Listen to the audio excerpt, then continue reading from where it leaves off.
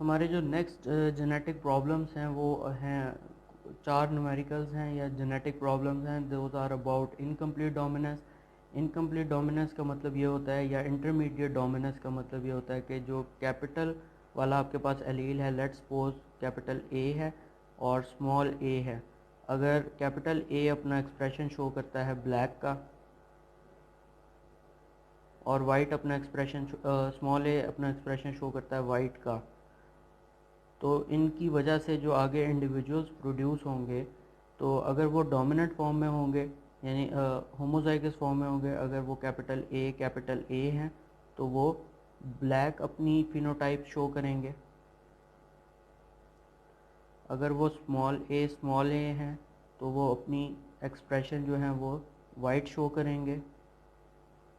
But अगर वो heterozygous condition में है तो वो इंटरमीडिएट अपना कलर शो करेंगे, जो ब्लैक और वाइट के दरमियान ग्रे कलर होता है।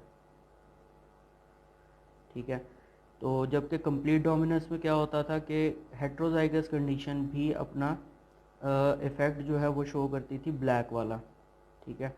जिस तरह हमने लास्ट क्वेश्चन देखा है उसके अंदर सिंगल काउंट था और रोज़ काउंट था, तो रोज़ अपना इफ़ेक्ट शो कर सकता है सिंगल काउंट वाले एलील पे।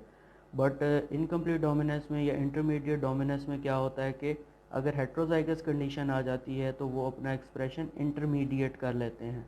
बट अगर वो होमोजाइगस डोमिनेंट कंडीशन में है तो अपना वो डोमिनेंट का एक्सप्रेशन शो करेंगे, और अगर होमोजाइगस रिसेसिव कंडीशन में है तो वो अपना रिसेसिव का एक्सप्रेशन या फिनोटाइप जो है वो शो करेंगे।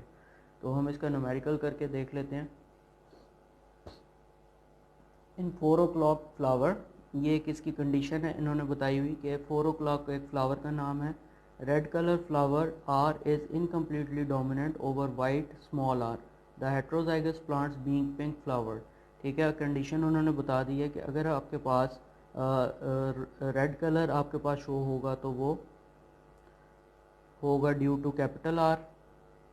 अगर आपके पास वाइट कलर शो हो रहा है तो वो होगा ड्यू टू स्मॉल आर, और अगर आपके पास पिंक कलर प्रोड्यूस हो रहा है तो वो होगा due to capital R small R. ठीक है। In the following crosses in which the genotypes of the parents are given, what are the gametes produced by each parent and what will be the flower color of the offsprings from each cross। ठीक है, तो cross हम यहाँ पे देख लेते हैं। सबसे पहला क्रॉस उन्होंने हमें दिया है कैपिटल आर स्मॉल आर। इसका क्रॉस है कैपिटल आर के साथ, यानी ये हेट्रोजाइगस है पेरेंट, और दूसरा जो है वो होमोजाइगस डोमिनेंट है। तो यहाँ से 2 टाइप के गैमेट्स जो हैं वो कंट्रीब्यूट होंगे, कैपिटल आर स्मॉल आर, और दूसरे पेरेंट से एक टाइप का गैमेट कंट्रीब्यूट होगा जो होगा सिर्फ कैपिटल आर। जब हम इसको क्रॉस करेंगे तो हमारे पास क्या इंडिविजुअल प्रोड्यूस होंगे, ये इसके साथ मिलेगा, फिर उसके बाद ये इसके साथ मिलेगा। तो पहला जो हमारे पास इंडिविजुअल होगा वो होमोजाइगस डोमिनेंट होगा, कैपिटल आर, और दूसरा इंडिविजुअल जो प्रोड्यूस हो रहा है वो है कैपिटल आर स्मॉल आर। तो ये वाला जो फ्लावर है वो रेड कलर देगा क्योंकि ये होमोजाइगस कंडीशन है, और दूसरा फ्लावर जो है वो आपको पिंक कलर देगा जो इंटरमीडिएट एक्सप्रेशन है, और ये ड्यू टू इनकम्प्लीट डोमिनेंस है। यानी कैपिटल आर और स्मॉल आर दोनों एलील्स ने मिलकर अपना एक्सप्रेशन थोड़ा थोड़ा कंट्रीब्यूट कर दिया। ठीक है। तो इसकी जो आपके पास फिनोटिपिक रेशो आएगी वो होगी 1:1, और जो जीनोटिपिक रेशो है वो भी होगी आपके पास 1:1, यानी एक आपके पास होमोजाइगस है और दूसरा जो है वो हेट्रोजाइगस है। ये जीनोटिपिक इसकी रेशो है। तो इसका सेकंड पार्ट करके देख लेते हैं। सेकंड पार्ट में वो आपको बता रहे हैं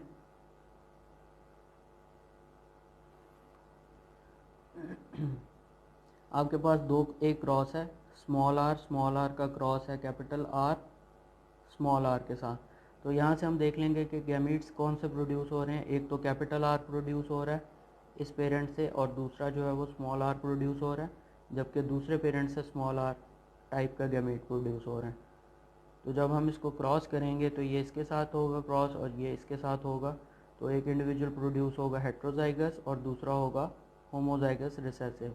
जो हेट्रोजाइगस होगा वो पिंक कलर देगा और जो होमोजाइगस रिसेसिव है वो वाइट कलर देगा। यहाँ पर भी आपके पास जो जीनोटिपिक रेशो है वो 1:1 की है और फिनोटिपिक रेशो वो भी 1:1 की है। इसके बाद हम देखते हैं हमारा थर्ड पार्ट इसी जेनेटिक प्रॉब्लम का जो है third cross, that is homozygous dominant and crossed with homozygous recessive one. तो यहाँ पे हम इसके गैमीट्स बनाएंगे सबसे पहले।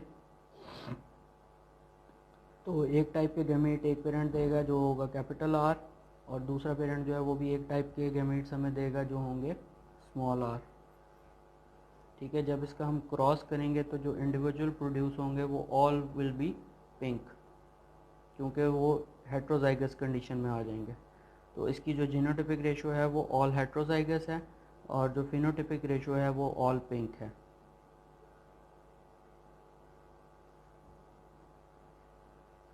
इसका फोर्थ पार्ट देखते हैं। दो हेट्रोजाइगस का आपस में क्रॉस है, कैपिटल आर स्मॉल आर का क्रॉस है कैपिटल आर स्मॉल आर के साथ। तो यहाँ पे दो टाइप के गैमेट्स प्रोड्यूस होंगे, कैपिटल आर स्मॉल आर। दूसरी साइड पे भी दो टाइप के गैमेट्स प्रोड्यूस हो रहे हैं, कैपिटल आर स्मॉल आर।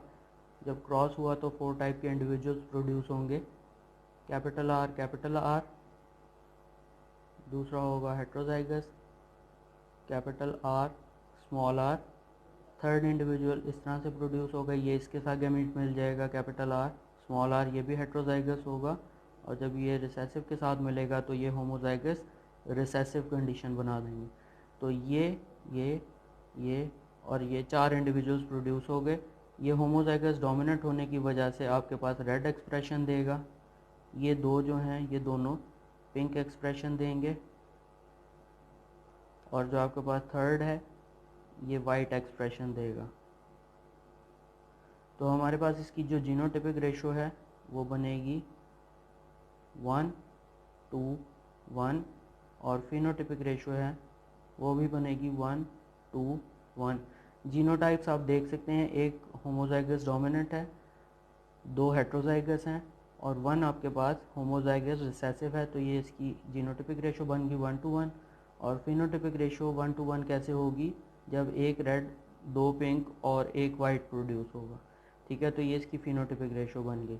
अब यहाँ पे एक चीज़ आपको बताता चलूँ कि जब हम हेट्रोजाइगस दो हेट्रोजाइगस पेरेंट्स को कंप्लीट डोमिनेंस में क्रॉस करते हैं तो आपके पास सेम ऐसे ही इंडिविजुअल प्रोड्यूस होते हैं जीनोटाइप वाइज। ठीक है, तो वहाँ पे हमारे पास जीनोटिपिक रेशो 1:1 ही होती है, बट आपके पास फिनोटिपिक रेशो जो है वो होती है 3:1 की। ठीक है, वो 3 इंडिविजुअल्स जो हैं वो एक एक्सप्रेशन शो करते हैं। लाइक अगर ये न्यूमेरिकल होता अबाउट कंप्लीट डोमिनेंस तो आपके पास 3 individuals would have been red colored and the one would have been white colored। ठीक है, तो इस वजह से वो उसकी फिनोटिपिक रेशो होनी थी 3:1। बट चूंकि इनकम्प्लीट डोमिनेंस है तो जीनोटिपिक रेशो और फिनोटिपिक रेशो जो हैं वो दोनों सेम हो जाती हैं।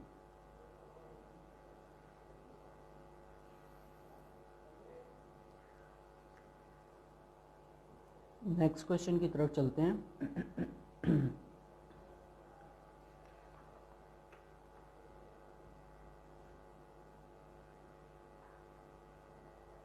अगर आपके पास वो कहते हैं कि रेड फ्लावर्ड 4 o'clock प्लांट को क्रॉस करवाया जाए with white flowered one, red का क्रॉस अगर करवाया जाए वाइट के साथ, what will be the flower colour of the F2। ठीक है, ये तो होती हैं सारी की सारी F1 जनरेशन होती हैं, फर्स्ट फिलियल जनरेशन होती हैं। तो वो कहते हैं कि F2 की आपके पास क्या फ्लावर कलर्स आएंगे। ठीक है, फिर उसके बाद दूसरा पार्ट है of the offsprings of A cross of F1 with its red parent and white parent. ठीक है, फिर उसके बाद आपने दूसरा पार्ट में इस क्वेश्चन के F1 को बैक क्रॉस करवाना है एक दफ़ा उसके रेड पेरेंट से और एक दफ़ा बैक क्रॉस करवाना है उसके वाइट पेरेंट से। तो यहाँ पे आपको इनकी जीनोटाइप्स पता हैं। रेड की जीनोटाइप होगी कैपिटल आर और वाइट की होगी स्मॉल आर। तो जो इंडिविजुअल प्रोड्यूस होंगे वो इंटरमीडिएट एक्सप्रेशन शो करेंगे और उनकी जो जीनोटाइप है वो हेट्रोजाइगस होगी कैपिटल आर स्मॉल आर। ठीक है, तो तमाम F1 जो प्रोड्यूस हुए वो होंगे पिंक कलर्ड। यहाँ से एक टाइप का गैमीट आया और दूसरी साइड से भी एक टाइप का गैमीट आया, तो तमाम इंडिविजुअल्स पिंक कलर के प्रोड्यूस हो गए। अब इसका सेकंड पार्ट ये है क्वेश्चन का कि वो F1 की सेल्फिंग करवाना चाहते हैं, ठीक है। तो आपके पास F2 तब प्रोड्यूस होगी, यानी आपने आर कैपिटल आर को क्रॉस करवा देना है कैपिटल आर के साथ, यानी आपने उसकी सेल्फिंग करवा देनी है, जो होगी ऐसे, ठीक है। ये हेट्रोजाइगस कंडीशन में होंगे। तो दो टाइप के ये गैमेट्स प्रोड्यूस करेंगे, कैपिटल आर और स्मॉल आर। दूसरा पेरेंट भी दो टाइप के गैमेट्स जो हैं वो कंट्रीब्यूट करेगा, कैपिटल आर स्मॉल आर।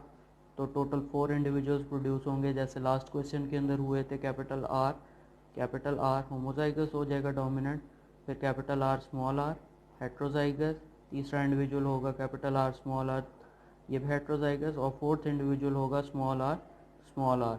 तो जो स्मॉल आर प्रोड्यूस होगा ये वाइट होगा, जो हेट्रोजाइगस है ये पिंक होगा, ये हेट्रोजाइगस भी पिंक होगा, और ये जो होमोजाइगस डोमिनेंट है ये आपके पास रेड कलर्ड होगा, ठीक है। ये किस तरह से बने, कैपिटल आर इसके साथ मिलेगा तो कैपिटल आर बना देगा, दूसरे गैमेट से मिलेगा तो कैपिटल आर स्मॉल आर बना देगा, स्मॉल आर जब इस गैमेट से मिलेगा तो ये heterozygous capital R small R बना देगा, और ये स्मॉल आर लास्ट वन से जब मिलेगा तो स्मॉल आर बन जाएगा। तो यहाँ पे भी जीनोटिपिक रेशोज जो हैं वो होंगी 1:1, और फिनोटिपिक रेशो जो है वो भी होगी 1:1, ठीक है।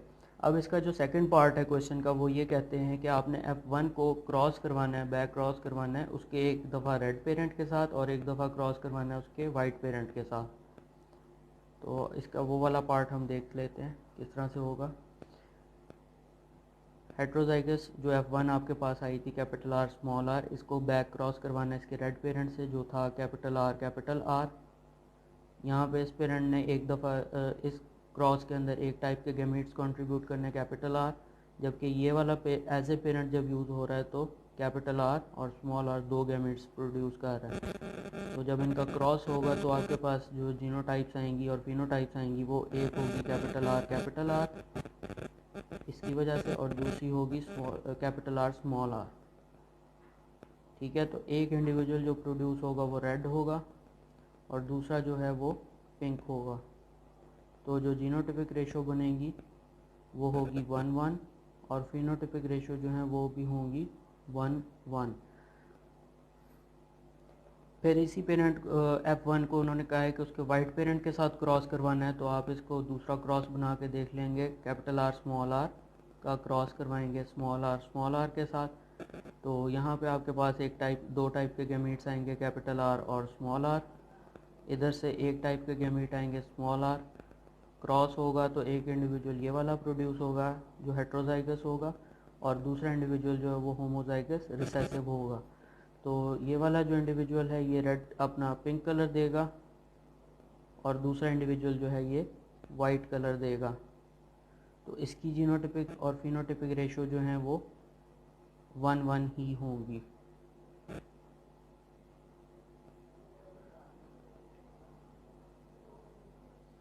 नेक्स्ट क्वेश्चन है, if you want to produce 4 o'clock seed all of which would yield pink flower plants when sown, how would you do it. वो ये कहना चाहते हैं कि आपने ऐसा कोई ऐसे प्लांट्स प्रोड्यूस करने हैं जो सारे के सारे पिंक कलर के हों। तो ऐसा किस कंडीशन में हो सकता है, यानी एक क्रॉस हुआ उसके बाद जो इंडिविजुअल्स प्रोड्यूस हुए ऑल शुड बी पिंक, ठीक है। तो ये ऑल पिंक कब हो सकते हैं, जब इनकी जीनोटाइप जो होगी वो कैपिटल आर स्मॉल आर होगी, ठीक है। तो इस कंडीशन के लिए हमारे पास दोनों पेरेंट्स की जीनोटाइप्स क्या होनी चाहिए, मेल पेरेंट की और फीमेल पेरेंट की हमारे पास क्या जीनोटाइप्स होनी चाहिए कि एक स्मॉल आर जो है वो किसी एक पेरेंट से आएगा और दूसरा जो है वो कैपिटल आर किसी दूसरे पेरेंट से आएगा। ये इस तरह से वाइस वर्सा भी हो सकता है, कैपिटल आर इस पेरेंट से भी आ सकता है और इस पेरेंट से भी आ सकता है, और जो दूसरा आर है स्मॉल आर वो इस पेरेंट से भी आ सकता है और दूसरे पेरेंट से भी आ सकता है। तो यहाँ पे हमें पता है कि अब चूंकि ये हेट्रोजाइगस कंडीशन है तो इसके अंदर एक पेरेंट को वाइट होना पड़ेगा और दूसरा जो है वो रेड आप रखेंगे तो आपके पास ये इंडिविजुअल्स प्रोड्यूस होंगे। तो लेट्स सपोज हम मेल पेरेंट को जो है वो वाइट फ्लावर रख लेते हैं, तो इसकी हमारे पास जीनोटाइप होगी स्मॉल आर और दूसरे पेरेंट की होगी कैपिटल आर। तब ये एक टाइप के सिर्फ गैमेट्स प्रोड्यूस करेंगे जो होंगे स्मॉल आर, और इधर से जो गैमेट्स आएंगे वो होंगे कैपिटल आर। तो ये जब दोनों गैमेट्स आपस में मिलेंगे तो तमाम प्रोड्यूस होने वाले इंडिविजुअल जो हैं वो पिंक कलर के होंगे। अब अगर हम यहाँ पे इसको हेट्रोजाइगस रखते हैं और इसको भी हेट्रोजाइगस रखते हैं तो पहली बात ये कि इन दोनों पेरेंट्स की जो फिनोटाइप है वो चेंज हो जाएगी, यानी ये भी पिंक हो जाएगा और ये भी पिंक हो जाएगा। तो फिर उससे क्या होगा कि आपके पास no doubt heterozygous parents plants तो प्रोड्यूस होंगे, बट इनके साथ साथ आपके पास वाइट प्लांट्स भी प्रोड्यूस हो सकते हैं और रेड प्लांट भी प्रोड्यूस हो सकते हैं। ठीक है, तो इस वजह से जब आपने अगर ऑल पिंक प्रोड्यूस करवाने हैं तो आपके पास दोनों पेरेंट्स जो हैं, एक one should be homozygous for white coloured and the other should be homozygous for red colour. ठीक है, तो एक रेड पेरेंट होना चाहिए और एक वाइट पेरेंट होना चाहिए। अगर दोनों पिंक होंगे तो जो प्रोजेनी प्रोड्यूस हो रही है उसमें पिंक ज़रूर प्रोड्यूस होंगे, बट उनके साथ साथ आपके पास रेड कलर भी आएगा और वाइट कलर भी आएगा, जिस तरह से हमने लास्ट न्यूमेरिकल के अंदर करके देखा। अच्छा, इसके बाद इनकम्प्लीट डोमिनेंस का एक लास्ट न्यूमेरिकल है। वो ये कहते हैं कि assume that in a particular species of plants coloured flowers are dominant over white ones and the flowers are self fertilize in nature. ठीक है, तो ये कंप्लीट डोमिनेंस का ही अगर हम इसे क्वेश्चन समझते हैं तो इसमें उन्होंने ये कहा कि जो कलर्ड फ्लावर्स हैं वो डोमिनेंट होंगे over the white ones. Like अगर हम इसको कैपिटल सी लिख लेते हैं और ये डोमिनेंट है ओवर वाइट वंस, इसे हम स्मॉल सी लिख लेते हैं। उन्होंने साथ ये भी बता दिया है कि ये वाला जो प्लांट जिसकी बात की जा रही है ये सेल्फ पोलिनेटेड फ्लावर है। इन नेचर के अंदर इसमें होती ही सिर्फ सेल्फ फर्टिलाइजेशन है, इसमें क्रॉस पोलिनेशन नहीं होती। Assume that one heterozygous coloured flower plant, एक हेट्रोजाइगस कलर्ड फ्लावर प्लांट जिसकी जीनोटाइप जो है वो कैपिटल सी स्मॉल सी है, becomes established on an island, किसी एक आइलैंड के ऊपर ये प्रोड्यूस हो जाता है capital C small C, where no other plant of the species exist, जहाँ पे इसके अलावा और कोई प्लांट स्पीशीज़ का मौजूद नहीं है, and that is offspring thrive and multiply there, but ये प्लांट सरवाइव भी कर जाता है और अपने आप को मल्टीप्लाई भी कर जाता है in great numbers. Assume also that it is an annual plant, यानी ये साल में सिर्फ एक दफ़ा प्रोड्यूस हो सकता है, साल में 2 दफ़ा 3 दफ़ा नहीं हो सकता, जस्ट एक दफ़ा ये प्रोड्यूस हो सकता है। There is no chance of member of one generation to cross with those of another. It means कि इसके आगे प्रोड्यूस होने के बाद जो जनरेशन प्रोड्यूस होगी उसके पास कोई चांस नहीं होगा कि वो दोबारा इसके साथ या अपने किसी और इंडिविजुअल के साथ क्रॉस कर सके, यानी क्रॉस पोलिनेशन के चांस को बिल्कुल ज़ीरो कर दिया गया है। What will the fifth generation, यानी इसकी जो फिफ्थ जनरेशन है F1, F2, F3, F4 and F5, ये वाली जो जनरेशन है of the descendants look like as to flower color in proportions। ठीक है, तो वो ये पूछना चाहते हैं कि उसके बाद इस फिफ्थ जनरेशन के अंदर जो आपके पास प्लांट्स होंगे या फ्लावर्स होंगे उनके अंदर क्या रेशोज आएंगी, लाइक उसमें कलर्ड कितने होंगे, वाइट कितने होंगे और इंटरमीडिएट कलर्ड कितने होंगे।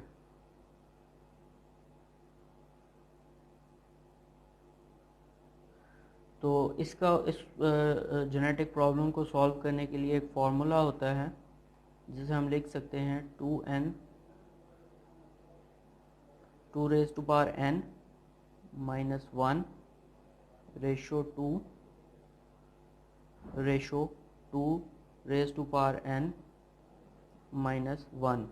यहाँ पे n जो है ये हमें बताता है, ये वाला न्यूमेरिकल आप सिर्फ कर सकते हैं अपने सेल्फ पोलिनेटेड प्लांट्स के साथ, या सेल्फ पोलिनेटेड जो आपके पास इंडिविजुअल्स होते हैं, जस्ट उसके अंदर आप ये फार्मूला यूज़ करके बता सकते हैं कि इसमें कितने होमोजाइगोट्स प्रोड्यूस हो रहे हैं, कितने हेट्रोजाइगोट्स प्रोड्यूस हो रहे हैं, और फिर दोबारा कितने होमोजाइगोट प्रोड्यूस हो रहे हैं जो होमोजाइगस रिसेसिव कंडीशन के होंगे।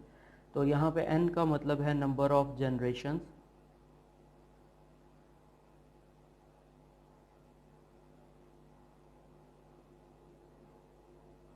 ठीक है, जो हमारे पास थी n is equal to 5।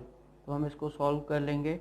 2 raise to power 5 minus 1 ratio 2, फिर ratio 2 raise to power n minus 1। यहाँ पे हम n की वैल्यू को जो है वो पुट कर देंगे नेक्स्ट में।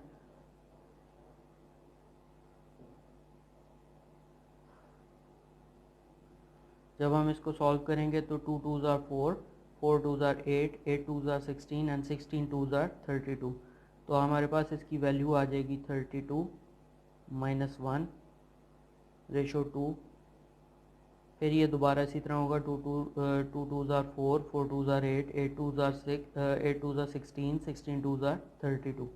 तो 32 माइनस 1, इसको मज़ीद सिंप्लीफाई कर लेते हैं तो ये बन जाएगा 31 रेशो 2 रेशो 31। इस तरह आप किसी भी नंबर ऑफ़ जनरेशन के ऊपर जाकर इस फार्मूला के तहत आप ये बता सकते हैं कि इसमें कितने होमोजाइगस डोमिनेंट प्रोड्यूस होंगे,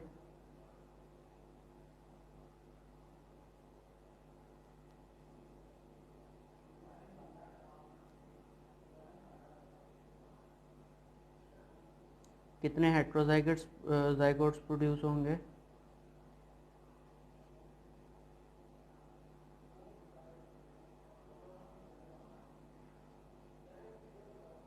और कितने होमोजाइगस रिसेसिव प्रोड्यूस होंगे।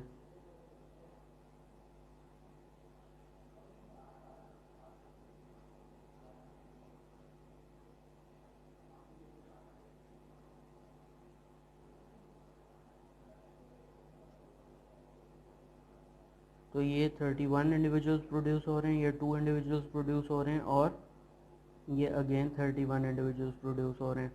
तो इट मीन्स कि ऐसे प्लांट के अंदर आप ये कहेंगे कि आपके पास 31 जो हैं कलर्ड प्रोड्यूस हो रहे हैं, 31 जो हैं वो वाइट प्रोड्यूस हो रहे हैं, और 2 इंटरमीडिएट इफेक्ट शो करेंगे जो कि कोई और कलर रख सकते हैं।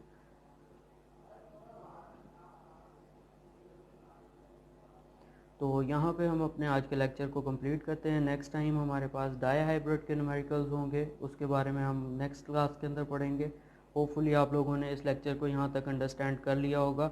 अगर आपके कोई क्वेश्चंस हैं आप इसे नोटबुक पर अपने जो हैं वो रिप्रोड्यूस करें। जो आप लोगों के क्वेश्चंस हैं वो मुझसे आप व्हाट्सएप ग्रुप के अंदर पूछ सकते हैं। I will try to address all of your queries, and hopefully आप लोगों को ये सारी चीज़ें अंडरस्टैंड हो चुकी होंगी। Thank you so very much.